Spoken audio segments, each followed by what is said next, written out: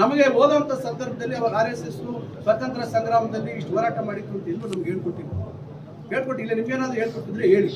ಈಗ ಅದು ಹೊಸದಾಗಿ ಇತಿಹಾಸದ ಪುಟಗಳನ್ನ ಬದಲಾಯಿಸುವಂತಹ ಕೆಲಸಗಳನ್ನ ಇವತ್ತು ಅವ್ರದೇ ಆದಂತಹ ರೀತಿಯಲ್ಲಿ ಇವತ್ತು ಅದನ್ನ ಪ್ರಚಾರ ಮಾಡುವಂತದ್ದಾಗ್ತಾ ಇದೆ. ಅದರಿಂದ ನೀವು RSS ಇವತ್ತು ರಾಷ್ಟ್ರೀಯ ಸ್ವಯಂ ಸೇವಕ ಸಂಘ ಅಂತ ಹೇಳಿ ಹೇಳ್ತಾ ಇದ್ದೀರಾ.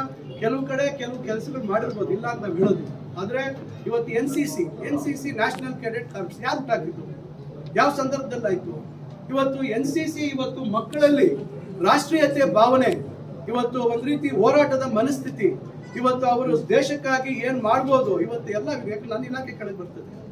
ಇವತ್ತು ಯಾವ ರೀತಿ ಅದಾಗ್ತಾ ಇದೆ ಇವತ್ತು ಮಕ್ಕಳೇ ನಾವೆಲ್ಲ ಓದುವಂತ ಸಂದರ್ಭದಲ್ಲಿ ಇವತ್ತು ಕಾಲೇಜುಗಳಲ್ಲಿ NCC ಹೋಗ್ಬೇಕು ಅಂದ್ರೆ ನಾವು ಒಂದು ಹೆಮ್ಮೆ ಆಗ್ತಿತ್ತು. ನಾವು NCC ಯಲ್ಲಿ ಭಾಗವಹಿಸ್ಬೇಕು ಅಂದ್ರೆ ಹೆಮ್ಮೆ ಆಗ್ತಿತ್ತು.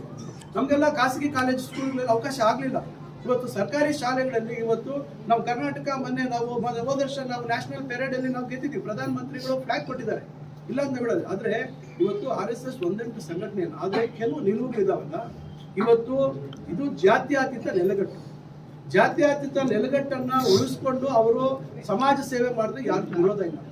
ಆದ್ರೆ ಉದ್ದೇಶಗಳು ಏನಿದಾವೆ, ಯಾವ ರೀತಿ ಇವತ್ತು ಪ್ರತಿಯೊಂದು ವಿಚಾರದಲ್ಲೂ ಅವರು ಏನು ಅವ್ರದೇ ಆದಂತಹ ರೀತಿ ನಿಯಮಗಳು, ಅವರದೇ ಆದಂತಹ ಸಿದ್ಧಾಂತವನ್ನ ಅನುಷ್ಠಾನ ಮಾಡಬೇಕು ಅಂತಕ್ಕಂಥ ಪ್ರಯತ್ನ ಅದಕ್ಕೆ ವಿರೋಧ ಇದೆ. ಸರ್, SC ಮೀಸಲಾತಿಗೆ